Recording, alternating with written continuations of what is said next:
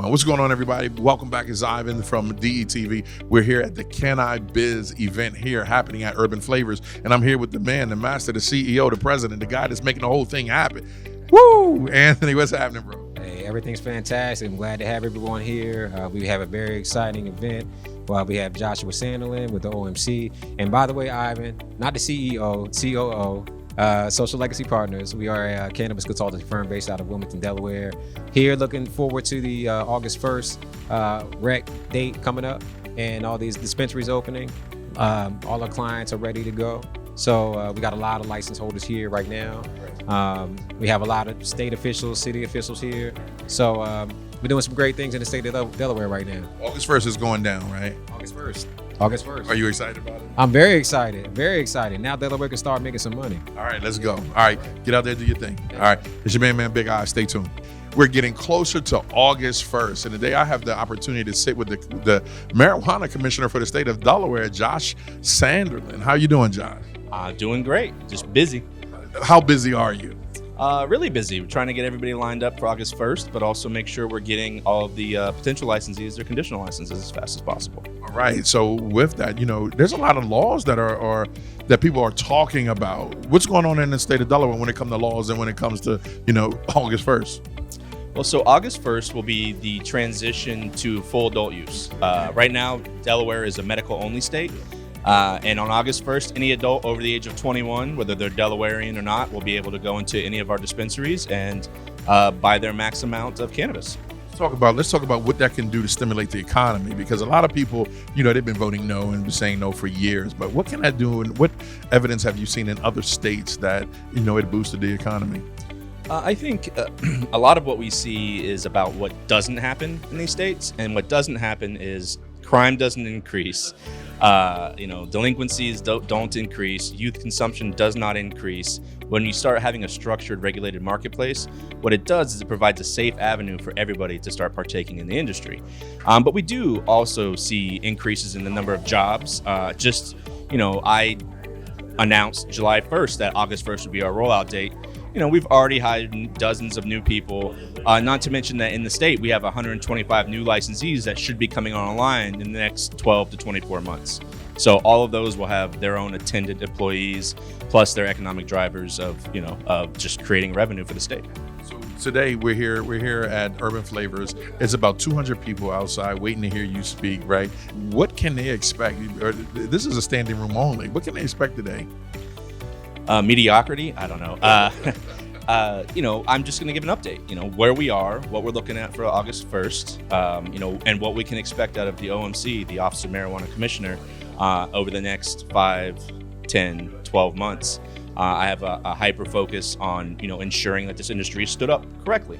It obviously doesn't mean there's not going to be bumps along the road. It's cannabis. Anything I know about cannabis is something's going to go wrong, and we're just going to have to adapt. Right. I like to tell people all the time, it's just about putting out the fire in front of you, but it's also about seizing the opportunity. Right. And so what I'm going to talk about is opportunities that exist and opportunities that we're continue to push and make sure that, Delawareans have waited 2 years and we're done waiting.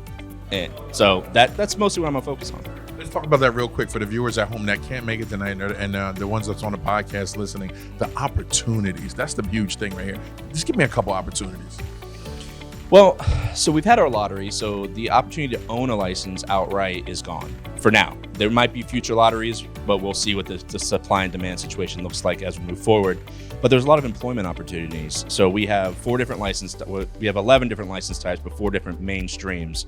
So you have your cultivations, your manufacturers, which means turning the flower into some sort of finished product, and you have your retailers and you have your labs. All of those have a plethitude of different types of employees. Everything from senior managers down to bud tenders and everything in between. There's a lot of opportunity there and growth opportunity to step into an industry that's just starting out and work your way up. When I go around to even the places that are open here now, a lot of the senior people have been with them the entire time and came in as lower level individuals. Right. In this industry, you're not competing with people who have 20 years in the job. Right? I mean, we all have our backgrounds in it, but not quite the same as doing an agriculture technician and ensuring that you know everything from seed to harvest. So there's just a ton of opportunities there. There's also opportunities to invest in the industry. A lot of good companies are looking for investors and responsible investors. There's a lot of opportunity for real estate companies to get involved. One of the things about our industry, and this is outside of folks who just want to work directly in it, is the ancillary services that are needed, right? So I'm a lawyer, and in my past life of working as a lawyer with the companies, I ended up doing all kinds of things, right? That didn't need a lawyer, but it's just because they needed the help because nobody's servicing the industry. And there's a ton of opportunity out there for folks, whether you're a lawyer, accountants are direly needed.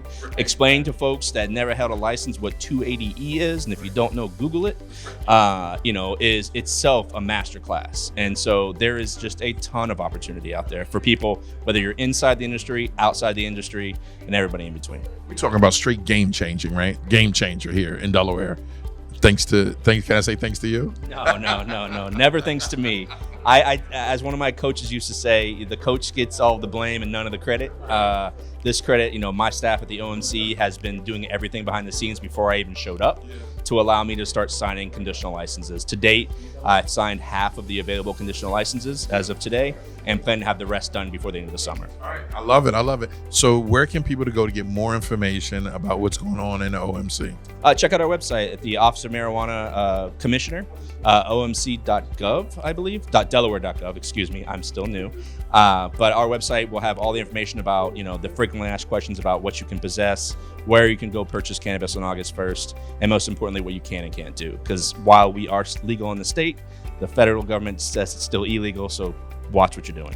I know that's right. Well, look, go ahead. I know you got a big crowd out there waiting for you. They're waiting for you like you the Ozzy Osbourne of what's about to happen. He just died. Don't compare me to a dead guy. Okay. All right. With 1970 Ozzy Osbourne. Way too sober to be 1977 Osbourne. But well, look, thanks a lot, man. Appreciate it. Thanks for coming on DETV. All right, make sure you go to that. What was that website again? omc.delaware.gov. All right, you see it on the screen. Make sure you go there if you have any questions. And August 1st is when it unwraps and it's really about to go down in the state of Delaware.